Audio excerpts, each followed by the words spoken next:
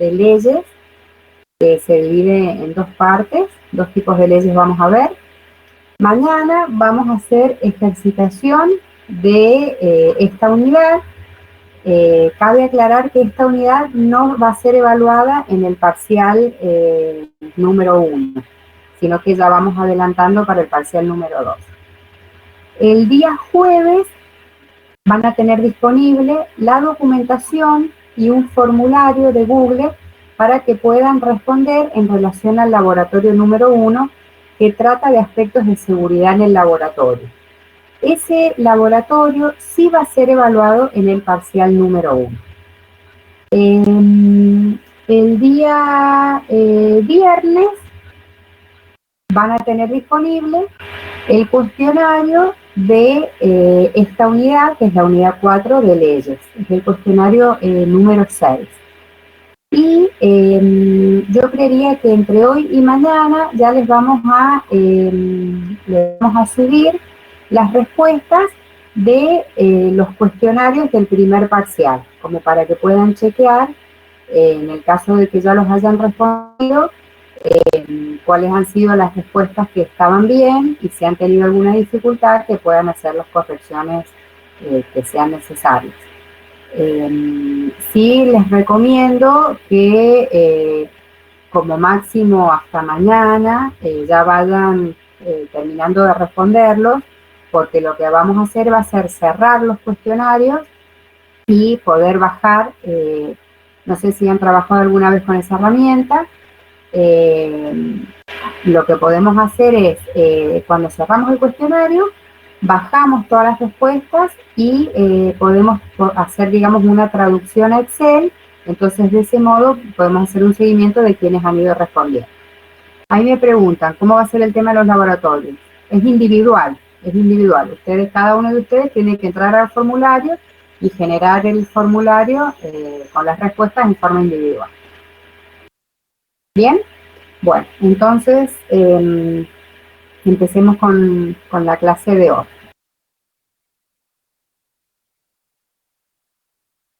Bueno, yo les decía que en la clase de hoy vamos a empezar con la unidad 4. Tenemos dos tipos de leyes que están agrupadas en leyes ponderales y leyes volumétricas. Las leyes ponderales son leyes que tienen que ver con relaciones de masa. Y las leyes volumétricas tienen que ver con relaciones de volumen, y ese grupo de leyes, las B, se aplican exclusivamente a gases, ¿sí? Esos gases pueden ser puros o pueden ser mezclas gaseosas. Ya vamos a ver específicamente de qué se trata. En relación a las leyes ponderales vamos a ver solamente la primera, ¿sí? Que es la que más vamos a utilizar. Las otras después ustedes pueden leerlas, pero en realidad las vamos a... En las leyes ponderales tenemos 4 leyes. La primera sí vamos a verificar que ustedes sepan aplicar específicamente esta ley. Las otras 3 las vamos a evaluar en la unidad 6, pero las vamos a evaluar aplicadas. No vamos a decir qué enuncia cada una de las otras 3 leyes, ¿sí? Una hojita más, Mari, por favor.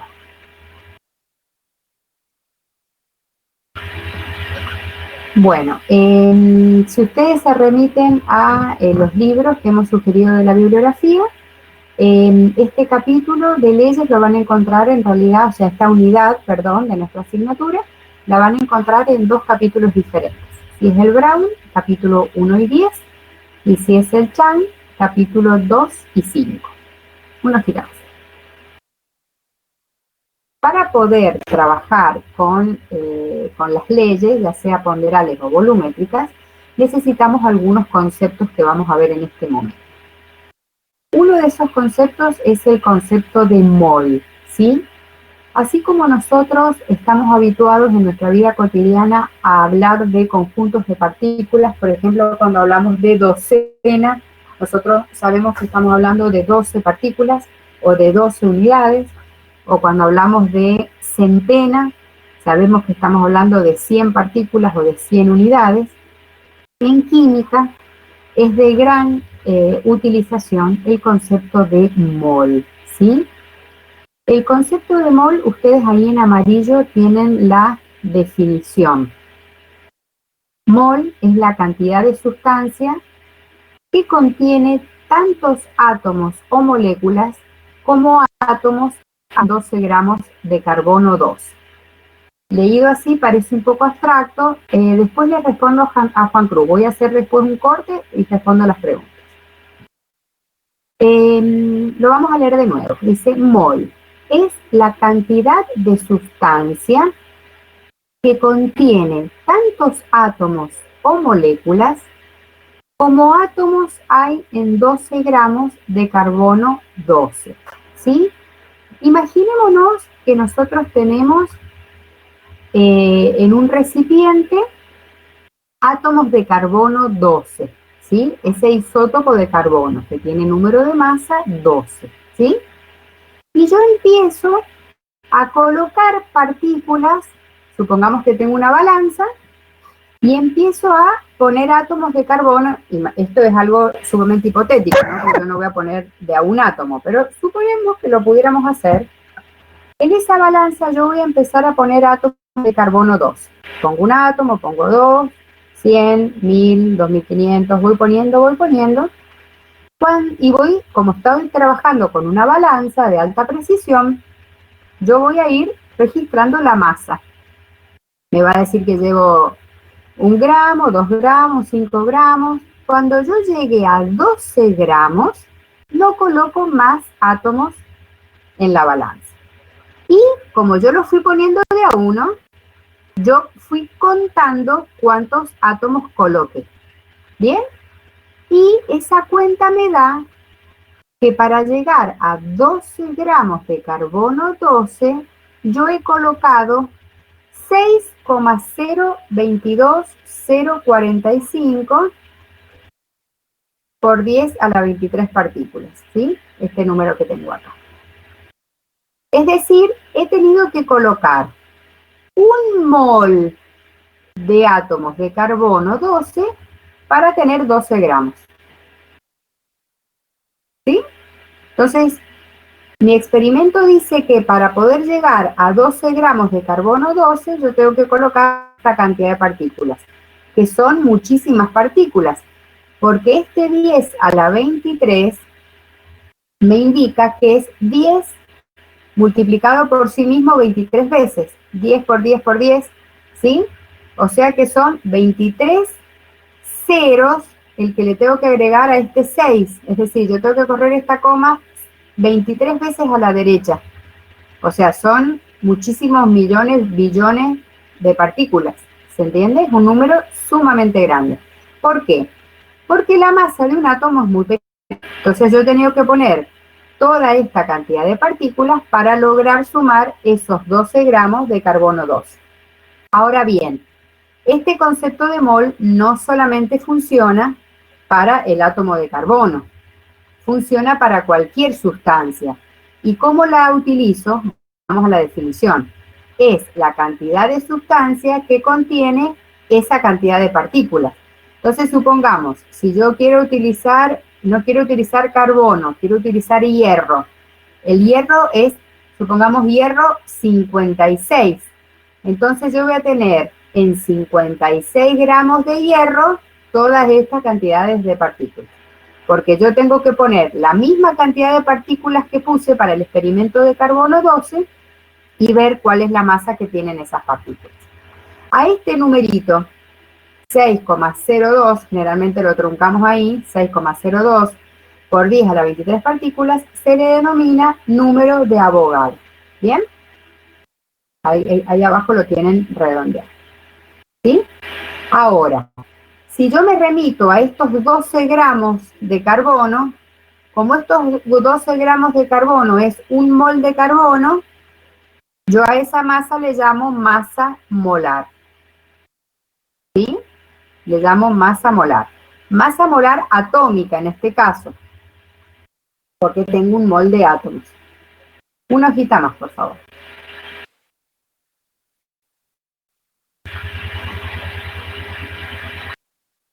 Bien, entonces, veamos la diferencia entre masa molar y masa molecular. Masa molar, la vamos a denominar así, MM, es la masa en gramos o en kilogramos, nosotros la vamos a utilizar en gramos, de un mol de unidades de una sustancia. Entonces veamos, por ejemplo, esa masa molar yo la puedo utilizar para un átomo o la puedo utilizar para un mol de átomos. Si yo me voy a la tabla periódica, si tienen a mano la tabla, estaría bueno que me vayan siguiendo con su tablita a mano. Si yo me voy y busco el carbono, voy a ver que el número másico del carbono es 12, y unos decimales, ¿sí? Si yo hablo de un átomo de carbono, ese 12 que saco de la tabla, las unidades es UMA, unidad de masa atómica, porque es una unidad muy pequeña, porque ya sabemos que los átomos son extremadamente pequeños. Ahora, si yo no tomo un átomo, tomo un mol, tomo 6,022 por 10 a la 23 átomos, ahora sí yo voy a ver que es 12 gramos. O sea, fíjense, numéricamente me coincide el número. Ahora bien, no me coinciden las unidades. Cuando yo hable de UMA es porque hablo de un átomo. Cuando hablo de gramos es porque hablo de un mol de átomos. Bien, este numerito 12 yo lo he sacado de la tabla periódica y está redondeado. Ahora veamos, yo acá les dije un átomo o un mol de átomos, pero ¿qué pasa si yo me voy a una molécula? Acá, ¿se acuerdan que nosotros empezamos a ver la unidad 5 y vimos cómo se forman los óxidos? Acá tenemos un óxido de azufre, fíjense. El oxígeno siempre su número de oxidación es 2. Acá yo tendría que tener un 2 y acá tendría que tener un 4, que es el estado de oxidación con el que está trabajando el azufre. Pero se han simplificado los subíndices. Bien, entonces azufre trabajando con más 4, oxígeno está trabajando con menos 2. Óxido sulfuroso. ¿Cómo se armó esa molécula? Se puso un átomo de azufre que tiene 4 cargas positivas y se ponen 2 átomos de oxígeno, que cada una de ellas tiene 2 cargas negativas, así esta molécula me da neutra. Acá está la estructura de esa molécula. Esta pelotita verde es el azufre y esta pelotita que está en rojo es el oxígeno. O sea, tengo 2 pelotitas rojas, por eso tengo 2 átomos de oxígeno. ¿Bien?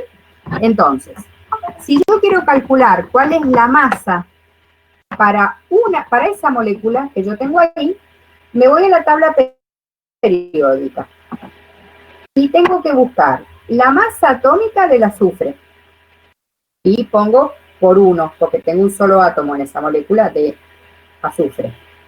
Y eso es 32,07 UMA para ese átomo de azufre. Me voy a buscar la del oxígeno en la tabla, me da 15,99, está redondeado en 16. Es la masa atómica de un átomo de azufre, pero como esa molécula tiene 2, por eso se ha multiplicado por 2. Y se suma. Entonces ahí tienen cuál es la masa en unidades de masa atómica para esa molécula de óxido sulfuroso. Ahora, nosotros nunca vamos a trabajar con una molécula. Vamos a trabajar con cantidades, o sea, en nuestra vida cotidiana, nosotros no andamos trabajando con moléculas. Trabajamos con unidades un poco más grandes, por lo menos gramos, ¿sí? Que lo podamos medir más fácilmente. Entonces, fíjense cómo el celestito abajo me dice que si yo tengo una molécula, la masa que calculé recién es en unidades de masa atómica. Y si yo tengo un mol de esas moléculas, tengo el número de Avogadro, 6,022 por 10 a la 23, numéricamente me coincide, pero ahora yo lo expreso en gramos. Es decir, si yo peso un mol de moléculas de óxido sulfuroso, voy a tener 64,07 gramos. Entonces, la masa molar de un compuesto es la suma de las masas atómicas de todos los elementos que lo componen. Dijimos la masa del azufre más 2 veces la masa del oxígeno, para ese ejemplo. Veamos otro ejemplo. Óxido cúprico. Tengo un átomo de cobre, un átomo de oxígeno. ¿Cuál es la masa atómica del cobre? 63. La masa atómica del oxígeno, 16. Fíjense que no le hemos puesto ninguna unidad ahí, porque después Lo importante es que ustedes hagan la cuenta, les da 79, genial. Si yo hablo de un átomo de óxido de cobre, 79 UMA es la medida. Si yo hablo de un mol de moléculas, perdón, lo voy a decir de nuevo. Si yo me refiero a una molécula de óxido cúprico, 79 UMA es la masa. Si yo me refiero a un mol de moléculas de óxido cúprico, 79 gramos. Una hojita más.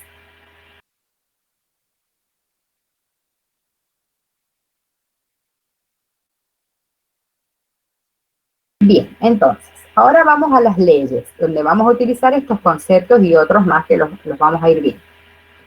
Las leyes están divididas, las leyes de la química están divididas en dos, leyes ponderales y leyes volumétricas. Las leyes ponderales son leyes que hacen relaciones de masa, y la que vamos a enunciar y vamos a ver en detalle cómo funciona es la primera ley de conservación de masa de Lavoisier.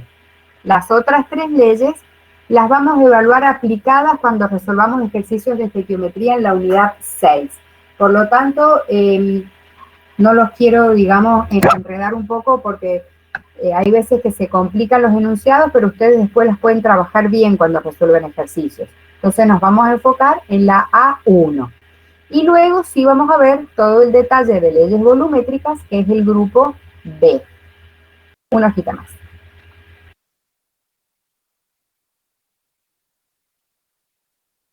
Bien, dijimos leyes ponderales se refieren a masas y a relaciones de masa. Cuando hablamos de masa, en realidad nosotros, hay veces que va a decir peso, es un error considerarlos como sinónimos. ¿Sí? Si estuviéramos en física tendríamos que hacer la diferencia que hay porque nosotros sabemos que el peso es la atracción de la gravedad que existe sobre un cuerpo de masa m. Entonces no es el mismo el peso que va a tener un objeto en la Tierra, donde la aceleración de la gravedad tiene un valor, y el peso que va a tener el mismo objeto en Júpiter, donde la aceleración de la gravedad es diferente. ¿Sí? Pero bueno, es muy probable que ustedes encuentren como sinónimos en la bibliografía masa y peso. Les quiero hacer esa observación. Una hojita más.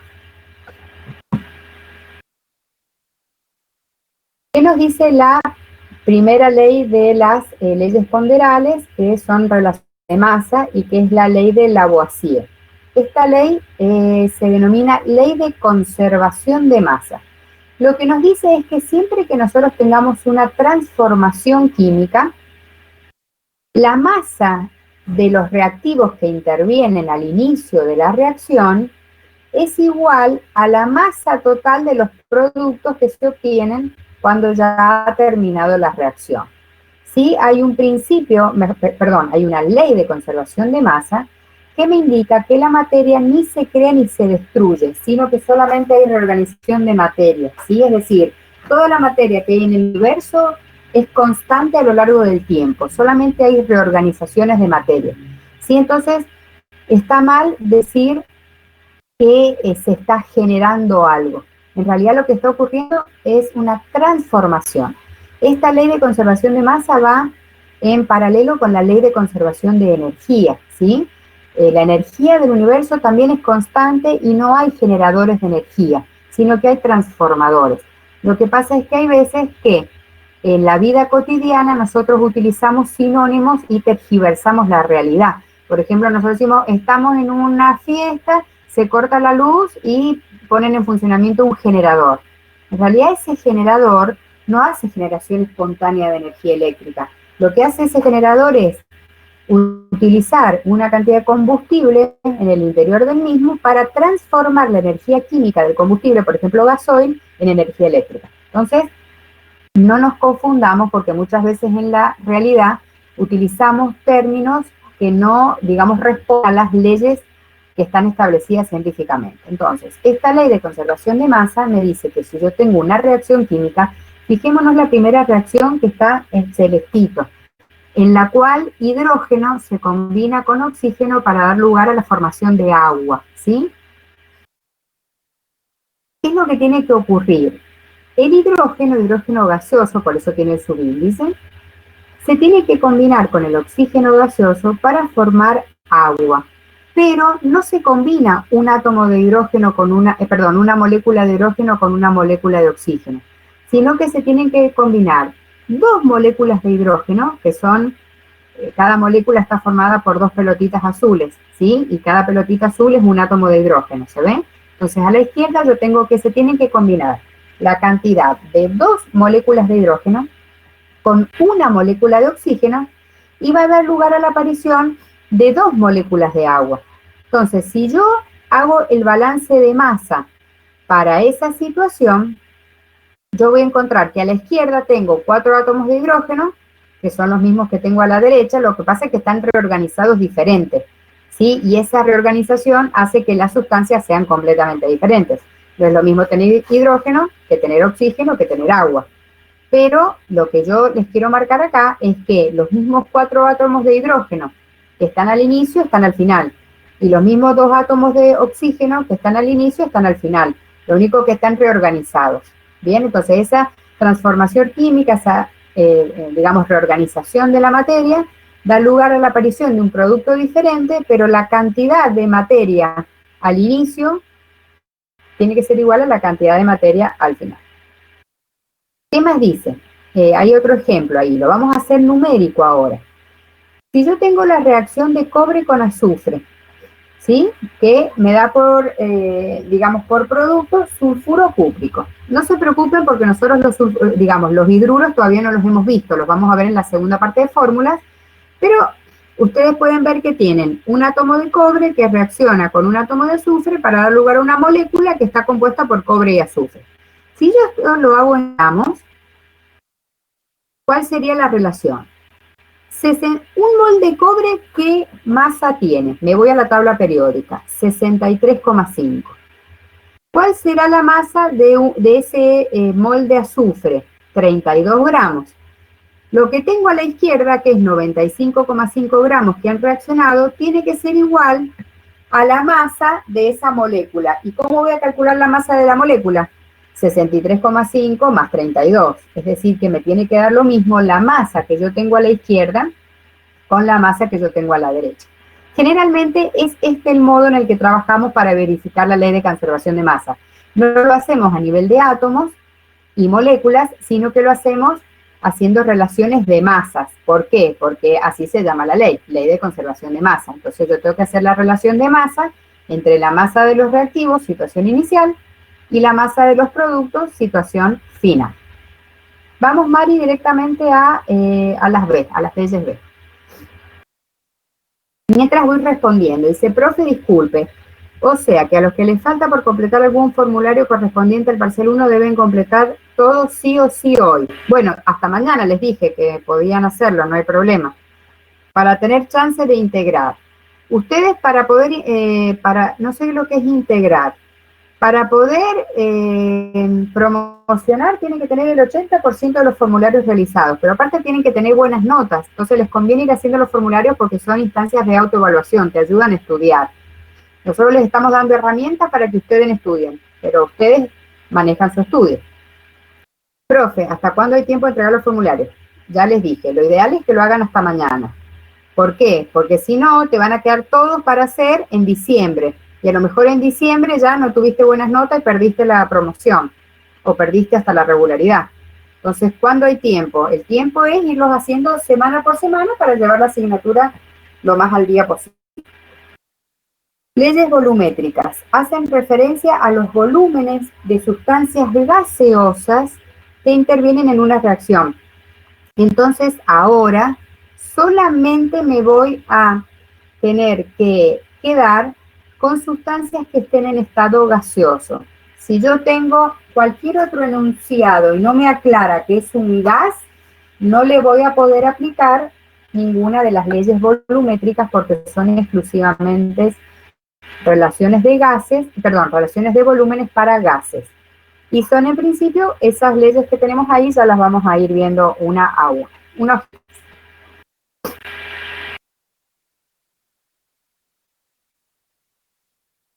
Fíjense, en las tablas generalmente hay alguna nomenclatura que me indican en condiciones normales qué sustancias están en estado líquido, por ejemplo el mercurio, qué sustancias están en estado gaseoso, por ejemplo, las que están marcadas ahí en rojo, que son relativamente pocas, ¿sí?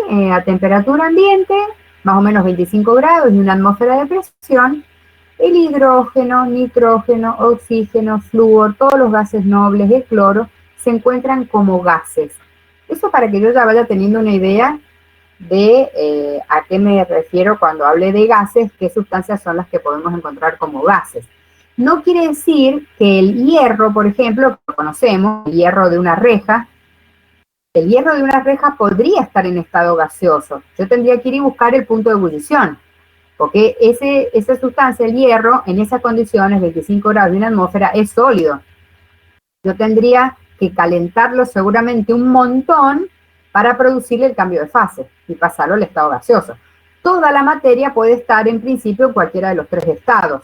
Lo que pasa es que vamos a tener que cambiarle mucho las condiciones. ¿Ok? Una hojita más. Características físicas de los gases. Bueno, ¿cómo son los gases? Los gases no tienen una forma definida como puede tener un sólido, sino que su forma va a estar dada por el recipiente que lo contiene. Bien, se pueden comprimir, se pueden mezclar con relativa facilidad. Recordemos siempre una de las mezclas gaseosas con la que más contacto tenemos, que es el aire que respiramos, ¿sí? En prácticamente toda la composición de una masa gaseosa está la misma composición de los gases que la componen, porque se mezclan con relativa facilidad. Salvo que, por ejemplo, en el lugar en el que yo me encuentro, justo afuera, hubiera una moto que arranca y están los gases de combustión, si yo tomo una muestra al exterior de la sala en la que yo estoy y al interior de la sala, la composición va a ser diferente, porque hay un evento, digamos, muy puntual. Pero en general, o supongamos que hay están en un comedor y en el extremo del comedor una persona está fumando, por ejemplo. Bueno, ese humo y algunos gases que se van a generar en ese lugar puntual va a haber una concentración mayor, pero después como que se disipa rápidamente y el resto de la habitación, digamos, incorpora y se mezclan perfectamente los componentes, ¿sí? Y ahí cuando habla de que la densidad es mucho menor que la de los sólidos y la de los líquidos, recordemos que la densidad era una relación de masa y volumen, ¿bien? Entonces, en un determinado volumen, el gas generalmente tiene mucha menos cantidad de partículas que un sólido o que un líquido, ¿sí? Además, estas partículas tienen movilidad, ¿bien? Y tienen independencia unas de otras. Entonces, eso hace que sean muy particulares y ahora vamos a ver cuáles son las leyes que los describen. Una hojita más.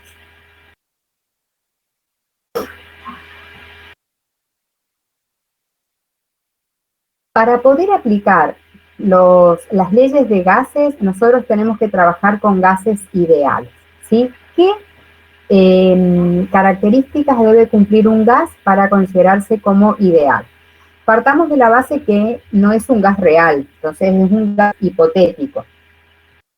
Vamos a considerar que están formados por partículas puntuales. Eso quiere decir que no hay interacción de una partícula con la partícula vecina, ¿sí? Que no hay atracción ni repulsión entre las partículas. Por ejemplo, si yo tuviera vapor de agua. Si yo tuviera vapor de agua, nosotros sabemos que el agua es una molécula polar. Es decir, hay una región de la molécula que tiene densidad de carga negativa y otra región que tiene densidad de carga positiva. Entonces, las moléculas de vapor de agua entre sí tienen interacción, pero nosotros vamos a considerar como que no hay ni atracción ni repulsión, ¿sí? Y otra cosa que vamos a considerar es que los choques entre partículas son perfectamente elásticos, es decir, no hay transferencia de momento ni de energía cinética entre partículas cuando chocan entre sí. Entonces, hay varias de estas restricciones que en la realidad no aplican, pero se consideran como válidas para poder estudiar a los gases y ver sus comportamientos. Una hojita más.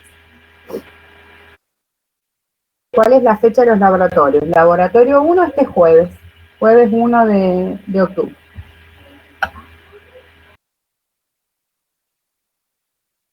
Puede comprimirse un gas hasta que las moléculas estén tan juntas que tenga propiedades de un sólido. Hasta cierto punto, porque en realidad no todo tendría que ser compresión, sino seguramente también tendrías que bajar temperatura, ¿sí? Vos tenés que manejar presión, temperatura y volumen. Son 3 unidades que están íntimamente relacionadas. Entonces, lo más probable es que para poder comprimir mucho también tengas que bajar temperatura. Si no, vos vas a comprimir mucho, va a levantar temperatura, y acordate que el aumento de temperatura te vas más cerca del estado gaseoso que el estado líquido, ¿bien? Entonces, tendrías que ver cuál es la relación, o sea, tendrías que buscar un gráfico para ese gas de las relaciones de volumen, presión y temperatura para ver en qué rangos te podés mover para estar en el estado que a vos te interesa, ya sea de gas o de líquido. Es la respuesta para Gabriel, que pregunta en el chat. Bueno, algunos ejemplos de gases que tenemos ahí. Son algunos con los que vamos a trabajar en este curso. Tenemos el cloro. ¿Por qué les hemos puesto esta hojita? Porque cuando yo diga cloro gaseoso, el cloro es diatómico. Tiene 2 átomos de cloro para formar un gas. No es monoatómico. ¿Quiénes son los monoatómicos? Los gases nobles. Ahí vienen el argón, el neón. ¿Bien? Pero yo eso lo tengo que tener en cuenta, porque si no se me va a complicar el cálculo de la masa molar del gas. Si nosotros estamos trabajando con oxígeno gaseoso y yo considero su masa molar 16 gramos, voy a estar en un error, porque el oxígeno gaseoso se conforma, esa molécula de oxígeno gaseoso se conforma con 2 átomos de oxígeno. Oxígeno 2 es su fórmula química.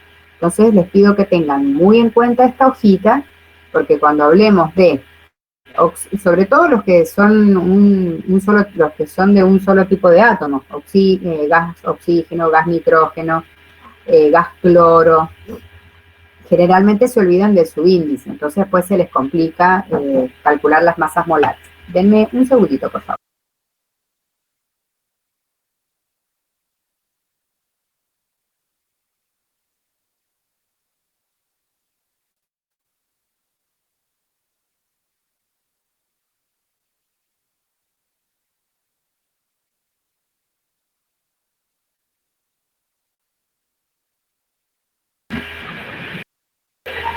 Una hojita más, Mari, por favor.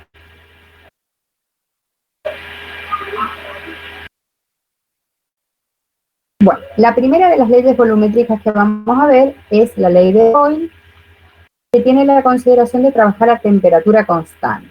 ¿Sí? Entonces, se hicieron algunas investigaciones de la relación que existe entre presión y volumen de alguna muestra gaseosa, teniendo en cuenta que la temperatura se mantiene constante. Fíjense, ahí tienen en el gráfico, a la izquierda, un pistón.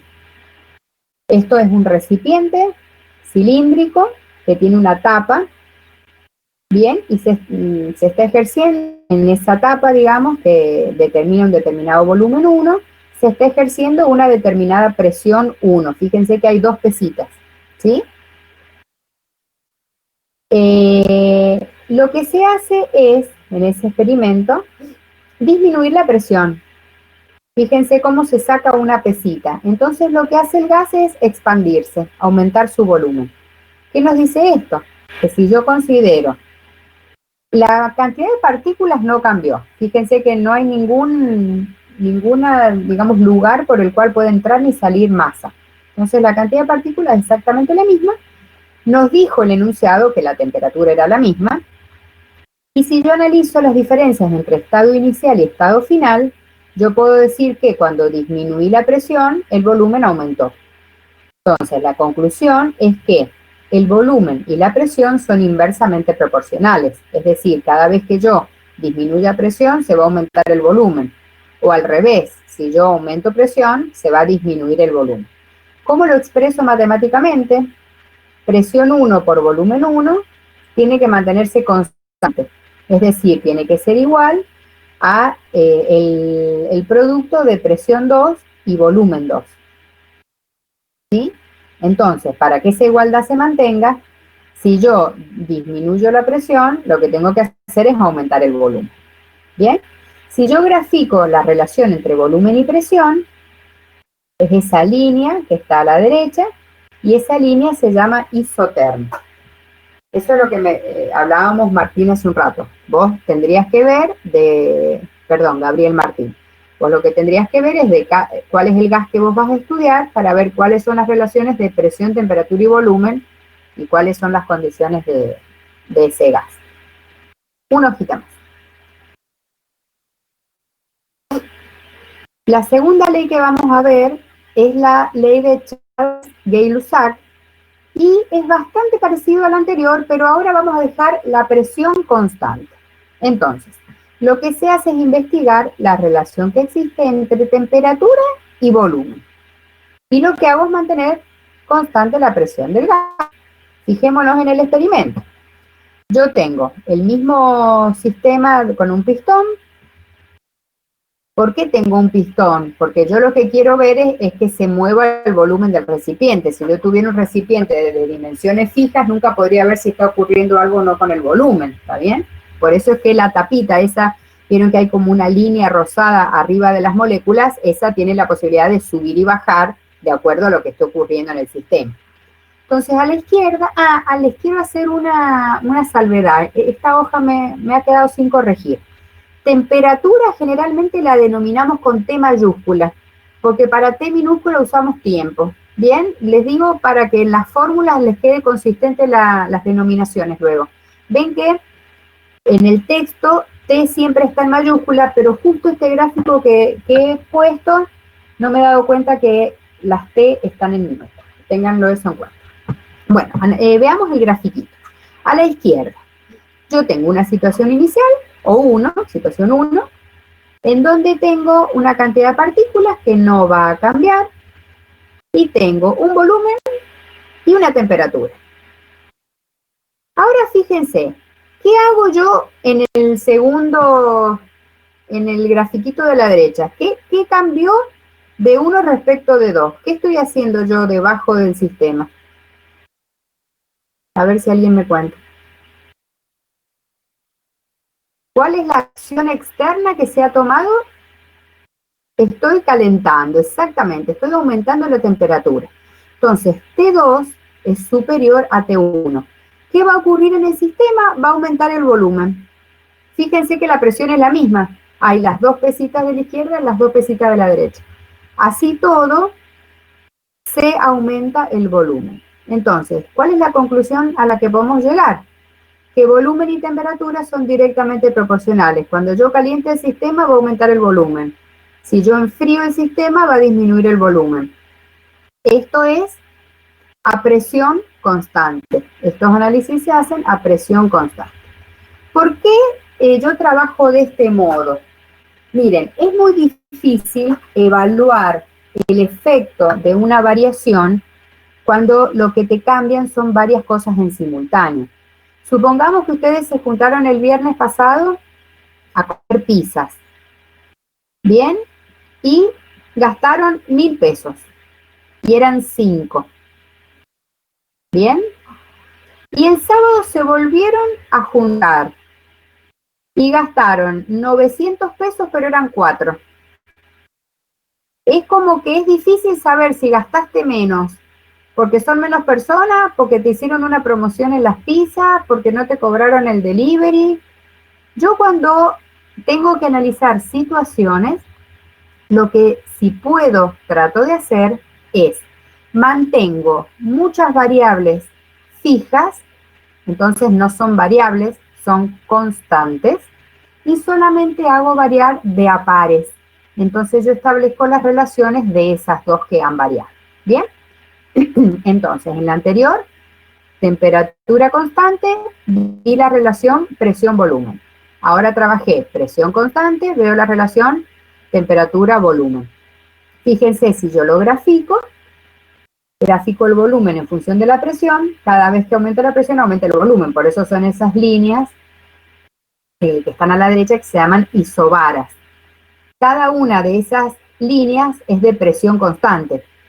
Por allá arriba dice ahí que son las de baja presión y se empiezan a acostar las que son de alta presión.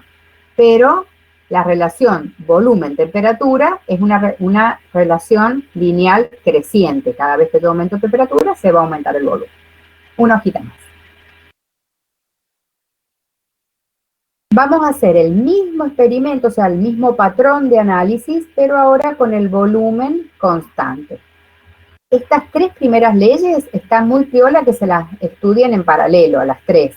Se hacen una hojita, se ponen qué considero constante, qué considero variable, cuál es la relación directamente, inversamente proporcional y cuál es la formulita matemática de las relaciones. Fíjense, yo ahora voy a dejar el volumen constante. Voy a considerar una determinada presión y qué temperatura hay en ese sistema. Si yo empiezo a calentar, pero no le doy la opción al sistema de que aumente el volumen, vieron que el tamañito ahí, es el rectangulito ese, es del mismo tamaño, o sea, yo no le estoy dando la opción al sistema a expandirse. Entonces, ¿qué va a empezar a pasar ahí adentro? Va a empezar a levantar presión el sistema. Va a estar a mayor presión. Cuando yo empiece a calentar, el sistema va a estar a mayor presión. Porque cuando yo empiezo a calentar, las moléculas tienden a separarse, pero no se pueden separar, porque yo no lo dejo. Entonces yo voy a tener que hacer más fuerza para que no se expanda el sistema. Y esa fuerza es la presión 2. Fíjense que se incrementó. Yo ahora tengo más pesitas a la derecha que a la izquierda. Entonces, ¿qué me quiere decir esto?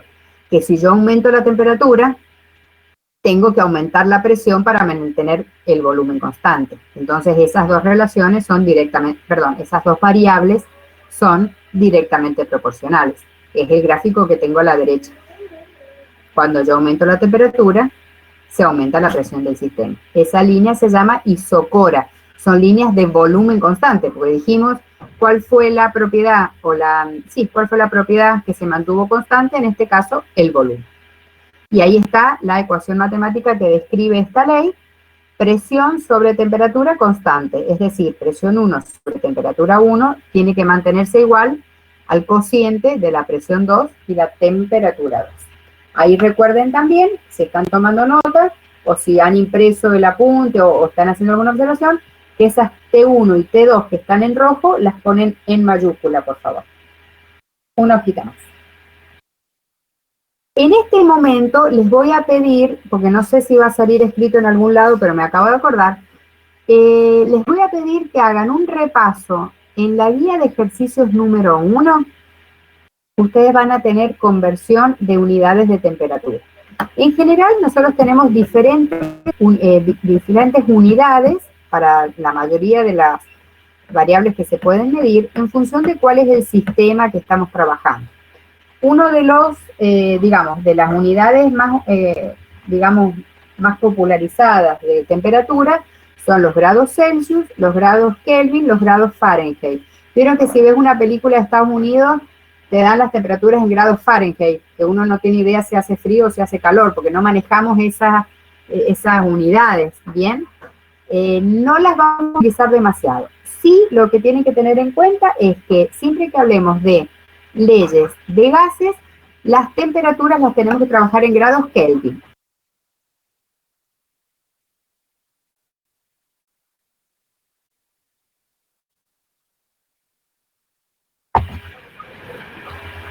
Acá estoy de nuevo. Entonces, hagan un repaso de cómo hacer la equivalencia de grados Celsius a grados Kelvin, porque las leyes de gases se trabajan siempre que yo tenga que colocar una temperatura, la coloco en grados Kelvin. Si el enunciado me lo da en otra unidad de temperatura, voy a tener que hacer la equivalencia. En la unidad 1 está explicada cuáles son las equivalencias entre unidades y hay algunos ejercicios para que ustedes puedan refrescar cómo se hace. Vamos a la cuarta ley, la ley de Avogadro. Ahora vamos a trabajar con presión y temperatura constantes, ¿sí? ¿Qué me dice la ley? En volúmenes iguales de cualquier gas, hay un número igual de moléculas.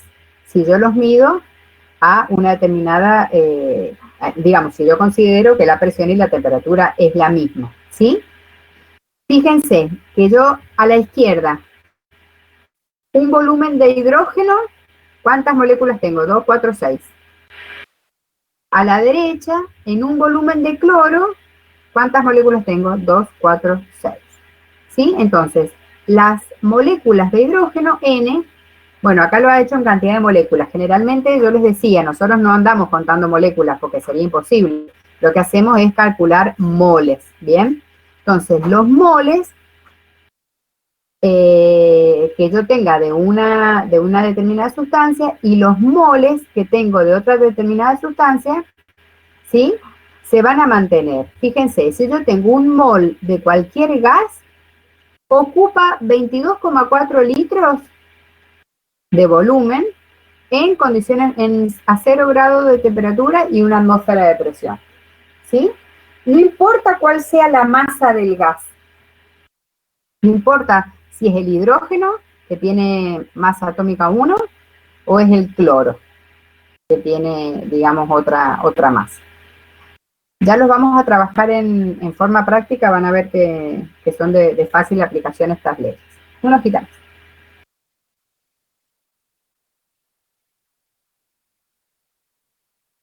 Bien, ecuación de los gases ideales.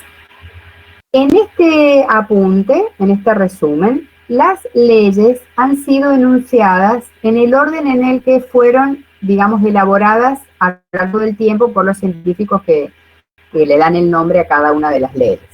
El tema es que en general uno suele empezar por la ecuación de gases ideales, que es la que tiene recuadrada en amarillo, y de ahí derivar, siendo constantes algunas variables, las otras leyes, ¿sí? Vamos a ver cuál es la ecuación de los gases y les derivo una de las anteriores para que vean cómo lo pueden hacer para estudiar. La ecuación de los gases ideales lo que hace es describir la relación que existe entre 4 variables, siempre para gases, para sustancias que se encuentren en gases. Fíjense, ¿cuáles son las 4 variables? Ustedes me dirán, profe, yo tengo 5 términos. Sí, pero hay una que es una constante. P, que acá debería estar en mayúscula, es presión por el volumen, debe ser igual a N, que es la cantidad de moles, por R, que es la constante universal de los gases, por temperatura. Presión, ustedes la pueden dar generalmente en unidades de presión atmósfera o lo pueden dar en milímetros de mercurio. Ya vamos a hacer ejercicios para ver cómo se relacionan las diferentes unidades. Para tener en cuenta, una atmósfera de presión es aproximadamente igual a 760 milímetros de mercurio. Volumen, ¿en qué generalmente voy a dar este volumen? En litros. Entonces, si yo lo tengo en mililitros o en centímetros cúbicos, lo voy a tener que llevar a litros para poderlo poner en esta ecuación. ¿Por qué yo le digo las unidades? Porque te tiene que dar consistente de unidades, si no, no vas a poder simplificar, ¿bien? Para obtener numéricamente un valor. N es cantidad de moles, R es la constante, generalmente usamos las dos de la derecha que hemos puesto en verde, hay varias constantes, lo que cambia es el valor si cambian las unidades. Fíjense, la primera es 0,082 y la truncamos ahí. ¿Cuáles son sus unidades? Atmósfera, litro sobre mol, Kelvin. Porque las otras 4 variables, la presión está en atmósfera, el volumen en litro, el número de moles está en mol y la temperatura está en Kelvin. Por eso esas son las unidades de R. Ahora, si la presión en vez de ponerla en atmósfera la pones en milímetros de mercurio, tenés que usar el R de abajo, 62,3. Bien, la diferencia entre la de arriba y la de abajo es multiplicar por 760, que es la equivalencia que hay entre atmósfera y milímetro de mercurio. ¿Sí? Fíjense, hagan esta cuenta en la calculadora. 0,082, que es la primer constante, multipliquen por 760, que es la equivalencia de la unidad de atmósfera a la unidad de milímetros de mercurio, que está abajo, mmHg, milímetros de mercurio. Entonces ahí está pasando de una R a la otra R. Bien. Y temperatura siempre la voy a poner en Kelvin. Por eso les decía que tengan cuidado cuando trabajan qué unidades pongo. Hay otras unidades de presión, Torricelli, por ejemplo. Bueno, busquen la equivalencia de Torricelli para pasar a atmósfera o a milímetro de mercurio. Hay otra unidad de presión, bar. Bueno, busquen la equivalencia de bar a atmósfera o a milímetro de mercurio, porque después, si no, se te empieza a complicar qué R vas a usar. Yo les dije, de esta ley es un resumen de las anteriores. Pero si vos te aprendés esta, está piola, porque si vos decís, presión por volumen igual constante, estás tomando como constante la temperatura, entonces es la ley de Boyle. P por B igual constante. P1 por B1 igual P2 por B2. ¿Se ve? Entonces, si vos ya te aprendiste la ecuación de gases ideales, de acá podés derivar las leyes anteriores. Una hojita más. ¿Me escuchan bien? Porque yo por ahí hablo, pero yo creo que sí. Hoy ha venido el técnico a revisar porque estaba con problemas la semana pasada. Sí, sí me escuchan bien. Saben que el otro día me llegó uno de esos memes que ponen y decía, mis clases virtuales son como una clase de espiritismo, porque empiezo, Marina, ¿estás ahí? Chicos, ¿me escuchan? Sí, la verdad que uno se siente ahí hablándole a la compu medio raro. Pero bueno, sí me escuchan. Seguimos. Bueno, ¿qué más dice acá? ¿Es verdad o no? A ustedes no sé si les pasa lo mismo, por ahí lo bueno es que ustedes aprovechen el chat, digamos. Si tienen algún problema lo escriben, yo cada tanto voy mirando ahí a ver si hay algún problema o surge alguna duda. O habilitan el micrófono, o sea, miren, ustedes no están, digamos, como en penitencia que no pueden habilitar nada de nada y ustedes son sujetos activos de su aprendizaje. ¿Qué quiere decir esto? Que los que quieren ser ingenieros son ustedes, porque con Marina y con Marisol, nosotros también queríamos ser ingenieras, pero eso ya lo hicimos en nuestro momento. Entonces ahora ustedes tienen que aprovechar lo más posible las clases, y si vos escribí algo en el chat y la profesora no te lo respondió, entonces habilitás el micrófono. Les pedimos que no lo habiliten por un tema que disminuye la calidad de la sesión, pero lo pueden habilitar y vamos alternando, digamos, no hay problema, ¿sí? Bueno, seguimos. Dice que a la ecuación general de los gases ideales también se la conoce como ecuación de estado gaseoso, ¿sí? Y de allí podemos derivar esta expresión. Fíjense, ¿cómo era la ecuación, la que vimos recién? Decía P por B igual N por R por T. Si yo N y R es una constante, ya está, ya me la saco de encima. Si N, que es el número de moles, también lo dejo constante, la temperatura que tengo a la derecha la paso debajo, por eso me quedó P1 por B1 sobre T1, y yo puedo decir que esto también yo lo quiero mantener constante, por eso pongo igual a P2 por B2 por T2. ¿Qué me quiere decir esto? Que la relación que existe entre las propiedades de la situación 1 deben mantenerse constantes, es decir, tienen que ser iguales a las relaciones que existen de las propiedades que tengo en la situación final o situación 2, que es lo que está a la derecha. ¿Bien? Esto, digamos, ¿cuándo lo puedo utilizar?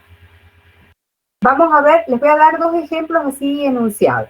Supongamos que el problema les dice, a temperatura constante, yo tengo una situación inicial de un gas con una presión de una atmósfera y un volumen 5 litros. ¿Cuál será el volumen que tendrá el gas si la presión se duplica?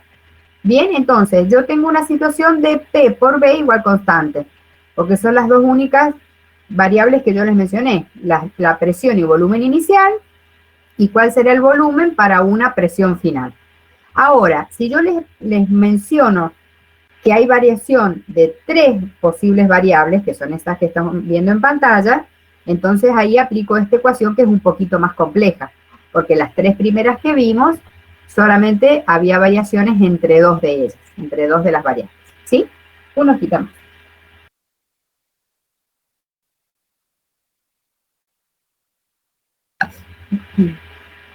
Bien, ¿cuál es otra de las aplicaciones? Y es bastante utilizada, son muy lindos estos ejercicios, en los que nosotros calculamos densidades de gases.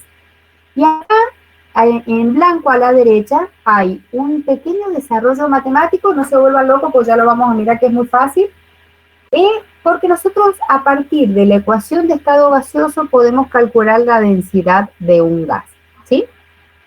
Fíjense, dice ahí, reacomodando la ecuación de estado, podemos utilizarla para calcular la masa de un gas, la masa molar de un gas, y la densidad de un gas. Y va a depender de qué, de los datos que a mí me den en el ejercicio. Veamos la ecuación de estado gaseoso, que es la primera línea. Dice P por B igual N por R por T. ¿Sí? Presión por volumen es igual a cantidad de moles por R por T. ¿Cómo puedo explicar yo el número de moles? El número de moles N, yo lo puedo explicar como la masa que yo tengo de un gas dividido en M, en realidad debería decir MM, masa molar. Vamos a hacer un ejemplo, esperen que me busco una virome como para... Me voy a buscar una virome para poderles hacer el ejemplo. Miren, vamos a la tabla periódica y vamos a buscar cuál es la masa atómica del oxígeno. Les voy a dar un momentito, me voy a la tabla. El oxígeno es un no metal, es decir, lo voy a encontrar a la derecha. ¿Sí? Está en el periodo 2, es un elemento del grupo 6. Me van a escribir en el chat cuál es la masa atómica del oxígeno. Y me van a escribir Na igual. Y me van a poner el valor.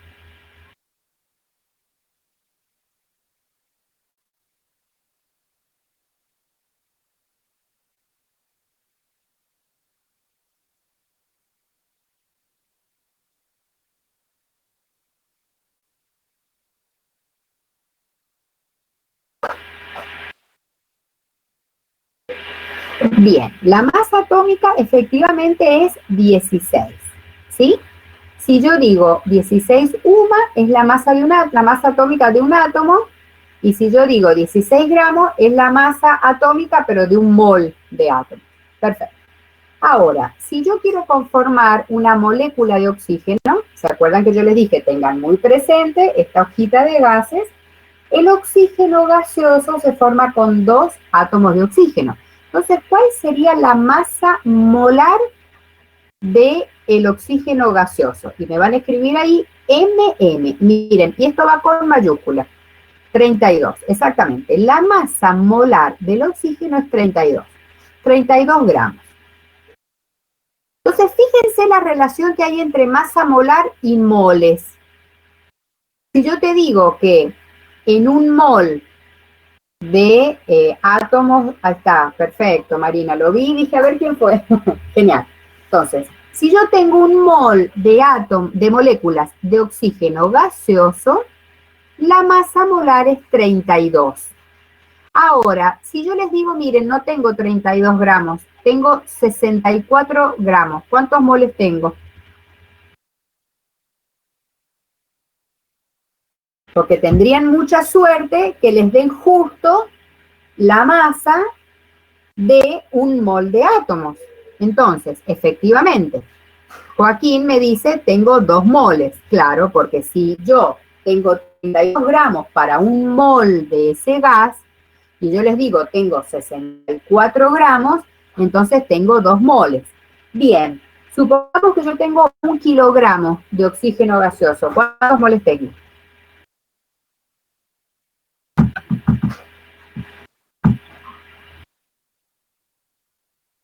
Un mol.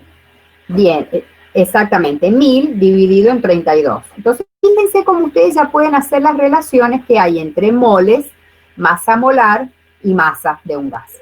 Bien, entonces, yo voy a definir, se los voy a escribir ahí en el chat, N igual a masa sobre masa molar.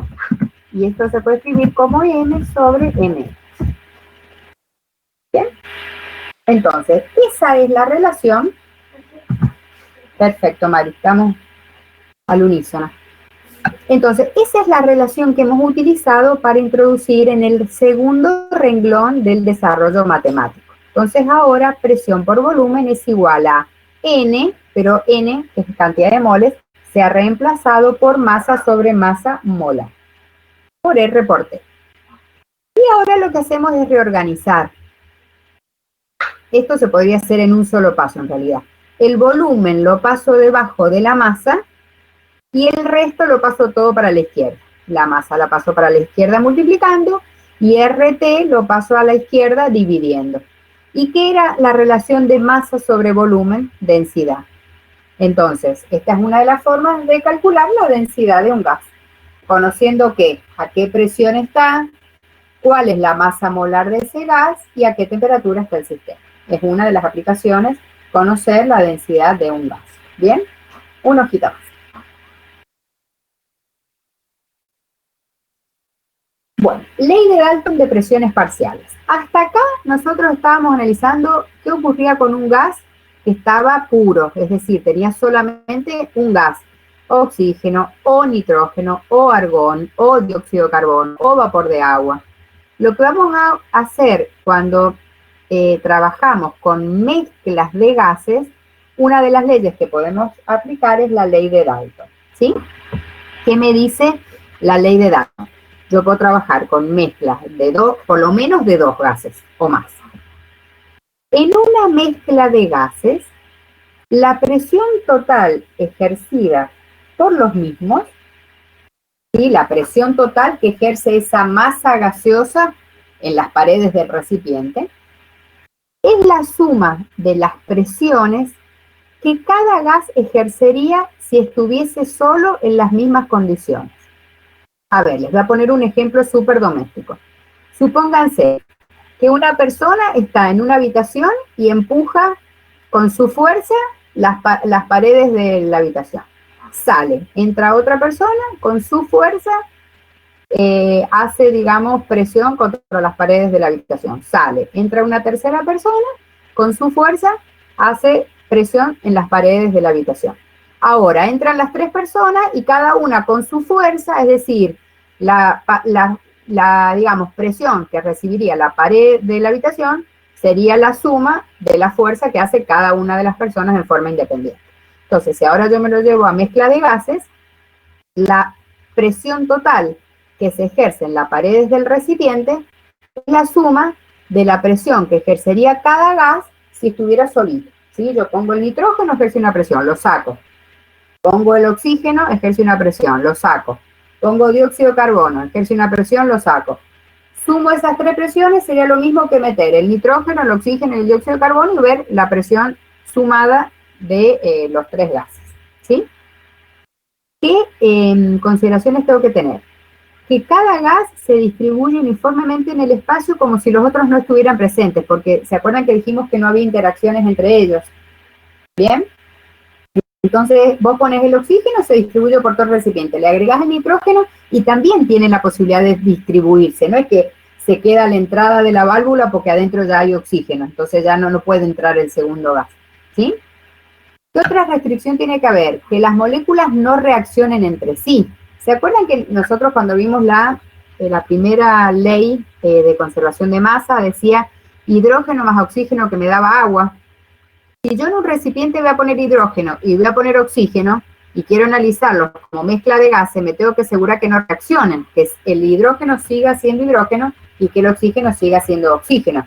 Porque si entre ellos van a reaccionar, yo ya no voy a analizar ninguno de los dos. Yo lo que voy a tener adentro del recipiente va a ser agua. ¿Se entiende? Entonces yo me tengo que asegurar cuando analice mezcla de gases que entre ellos no reaccionen, sino que mantengan sus propias características como el gas que yo considero que estoy colocando en el recipiente. Bueno, ejerce la misma presión sobre las paredes como si no hubiera ningún otro gas, que es lo que les expliqué recién. Y la mezcla de gases cumple la ecuación de los gases ideales. Fíjense, ¿por qué la cumple? Porque la presión total es la suma de la presión de un gas más la presión del otro más la presión del otro. Por el volumen es igual. ¿Y por qué se cumple esto? Porque ahora los moles totales es la suma de los moles de cada uno de los gases, por R por T. Por eso presión total es la suma de P1 más P2 más P3, porque los moles son los moles 1 más 2 más 3, si yo tengo 3 gases. ¿Bien? Una hojita más. O sea, matemáticamente ven que pueden, digamos, hacer perfectamente ese resumen en la ecuación. Bien, fíjense que aquí se los pongo en azul. La presión total es la suma de las presiones. Por eso cuando yo utilizo la ecuación de estado gaseoso, en los moles pongan la suma de los moles. ¿Bien? Ahí tienen un ejemplo. Acá solamente en el ejemplo hemos puesto dos gases. Fíjense, yo pongo el gas rojo y arriba tengo un manómetro. Es un dispositivo para medir presión. ¿Sí? En vez de un termómetro que mide temperatura, es un manómetro que me mide presión. ¿Cuánto es la presión? Tanto. Lo saco. O bien, en un recipiente igual, de las mismas características, el mismo diseño, pongo el gas verde. Y este mide otra presión distinta. Y fíjense que la cantidad de moles parece que sería distinta porque la han puesto como distinta cantidad de pelotitas. ¿Se ve? Entonces después los pongo a los dos en el mismo recipiente y mido la presión, tiene que ser la suma en el manómetro de las dos que medí originariamente. ¿Por qué? Porque ahora sumé los moles. Entonces, como sumé los moles, las presiones también las tengo que sumar. Una hojita más.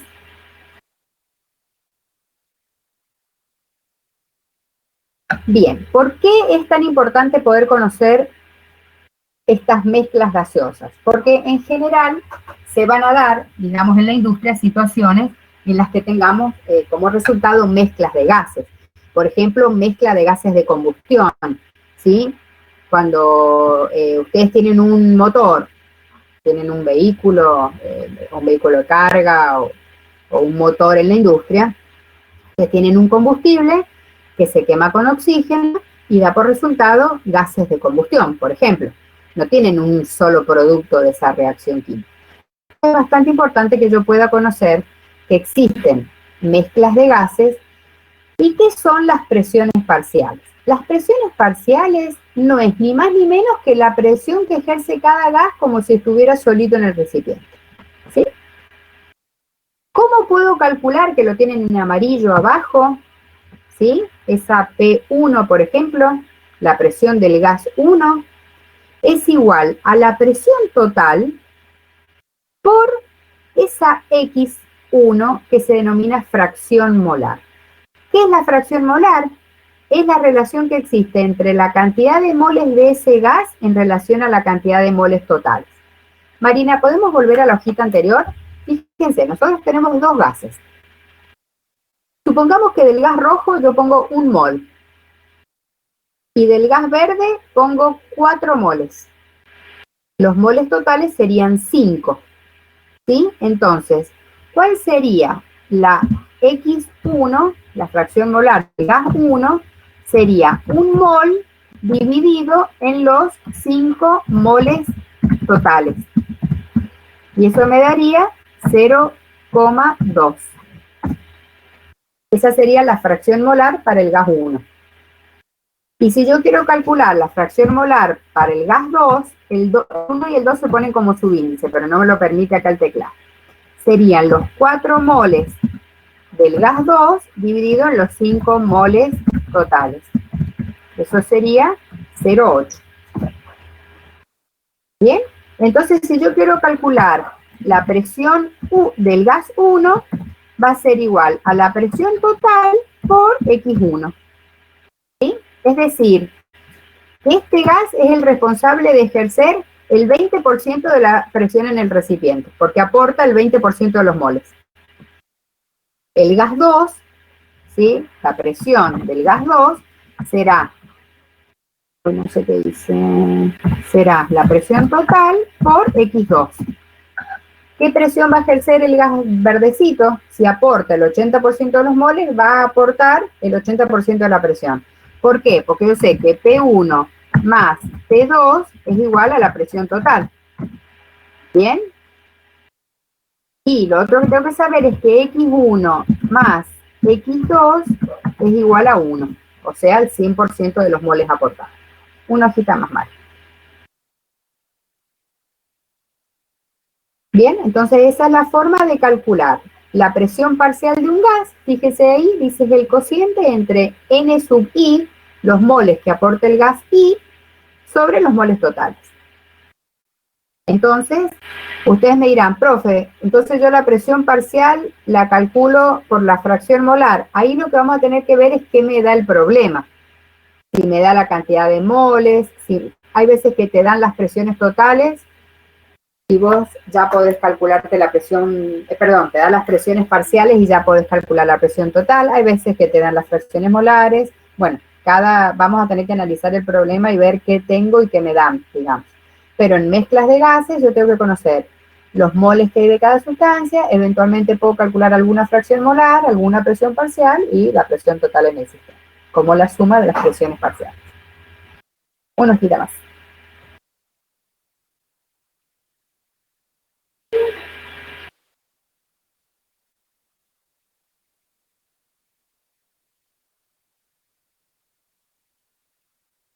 Una hojita más, Mari, por favor. Inés, ahí termina la presentación. Bien, perfecto.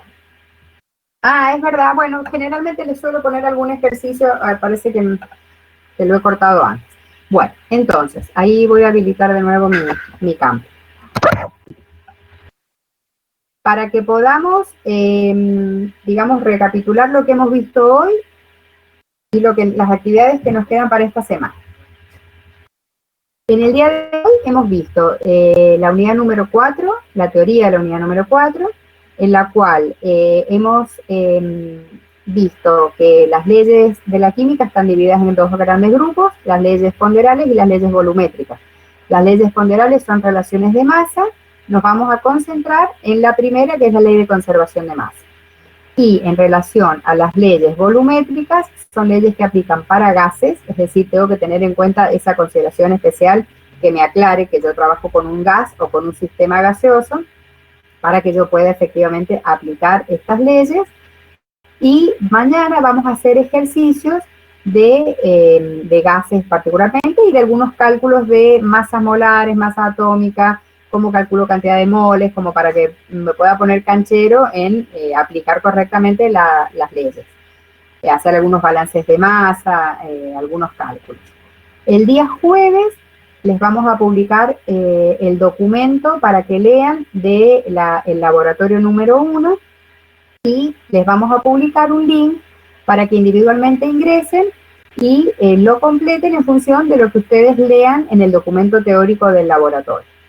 El viernes vamos a publicar un link para el cuestionario, que es el cuestionario número 6 de leyes, que es lo que vamos a ver entre hoy y mañana. Al parcial va solamente los contenidos de la unidad número 1, número 2, número 3, la primera parte de fórmulas y el laboratorio número 1. Con respecto a la resolución de cuestionarios, sugerimos que hasta mañana los puedan realizar, así mañana los cerramos para poder hacer un primer corte y un primer seguimiento de cómo van ustedes completando los formularios. Va a haber otra instancia más adelante, pero yo les recomiendo que no se dejen para adelante porque ustedes la semana que viene rinden, entonces les conviene utilizar esa herramienta de estudio esta semana. ¿Cómo les vamos a evaluar el parcial? El parcial lo vamos a evaluar a través de un formulario de Google que les vamos a publicar el link el mismo día del examen y se va a habilitar. Nosotros tenemos nuestro horario de clase formal es desde las 10:30 de la mañana. Entonces, lo vamos a habilitar a las 10:30 de la mañana y estamos evaluando la duración del mismo para decirles hasta qué hora van a poder rendir, pero van a tener un tiempo acotado de resolución. Si hay algún ejercicio que les pedimos que lo resuelvan, lo que vamos a hacer es indicarles en el examen a la dirección de mail de la cátedra donde tienen que mandar una foto. Por eso hemos estado haciendo las pruebas de mail, para que todos tengamos la dirección con la que estamos trabajando. Y otra cosa que nos hemos comprometido, entre hoy y mañana, les vamos a publicar las respuestas de los primeros 5 cuestionarios, para que ya tengan en firme cuál era la resolución de los mismos. ¿Alguna duda, algo que me quieran preguntar?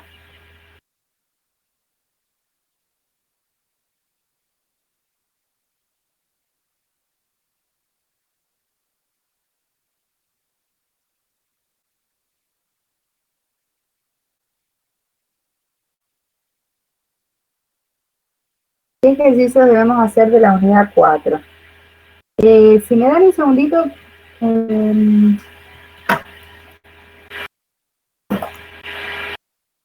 Ahora, yo les digo, en principio, los que estaban sugeridos de gases,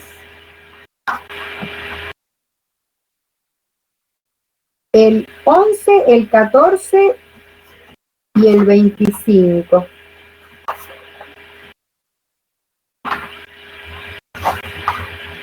Podrían empezar con esos. 11, 14 y 25. Profe, el cuestionario 5 también tiene que estar hecho para mañana. Sí, porque ese es de fórmulas. Sí. Fíjense, no es que no los van a poder hacer después. Al final del semestre, si hay alguien que va para promoción, que es a quien le exigimos el 80% de los formularios, le ha faltado hacer los cuestionarios, los vamos a abrir de nuevo. Pero necesitamos ir haciendo un primer seguimiento. Por eso es que les pedimos que, o sea, hasta mañana, si quieren estar en este primer seguimiento, pero no les afecta. No es que si no lo puedo hacer hasta mañana, no lo voy a poder hacer después. Profe, ¿la nota de los cuestionarios influye? No, no influye. Y es importante tener el 80% ahora o hasta el final del semestre. Pero a nosotros nos gusta ir viendo cuál es el seguimiento que ustedes van haciendo de la asignatura. Pero no les va a influir en la nota, para nada. ¿En qué sí te va a influir? Que si vos vas al día, es más probable que entiendas. Si hoy, por ejemplo, participaste de la clase, es más probable que entiendas cómo se hacen los ejercicios que vamos a hacer mañana. Y cuando te publiquemos el cuestionario y vos lo vas estudiando y vas haciendo el cuestionario, es más probable que esos ejercicios del parcial 2 los puedas hacer mejor. En eso te va a impactar. No te va a impactar en que yo te voy a bajar un punto, te voy a subir un punto. ¿Se entiende? Si no llego a responder los cuestionarios, no puedo bajar. Un segundito que no puedo bajar. Ahí. Si no llego a responder los cuestionarios hasta mañana. Sí, pueden rendir. Hay alguien que puede no haber cursado nunca, no hacer ningún cuestionario, no haber hecho la prueba de mail, puede rendir igual. Lo único que no vamos a corregir son parciales de alumnos que no estén inscritos. Entonces, ustedes tienen que tener, digamos, prestar especial atención a aparecer inscritos en la materia para poder, digamos, cumplir las instancias formales. ¿Por qué? Porque si nosotros tenemos problemas cuando termina el cursado de alumnos que van rindiendo y que sacan, por ejemplo, regularidad y nunca están inscritos, entonces nosotros no le podemos registrar en ningún lado su regularidad. Entonces, eso sí, si hay alguien que rinde y no está inscrito, no vamos a corregir el parcial. Cuando regularice la situación, ahí vemos cómo seguimos. Pero necesitamos que estén inscritos formalmente en el sistema SIU, que es el sistema que maneja la facultad para las inscripciones. Las unidades que van al parcial, a UBONES, son 1, 2 y 3. Laboratorio 1 y la primera parte de fórmulas, que es la primera parte de la unidad 5, óxidos e hidróxidos.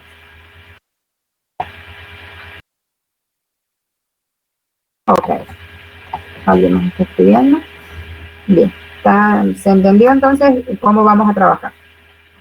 Esta semana es bastante, digamos, atareada. Por eso es que sugerimos que traten de cumplir en el día a día y llevando todo más o menos al día.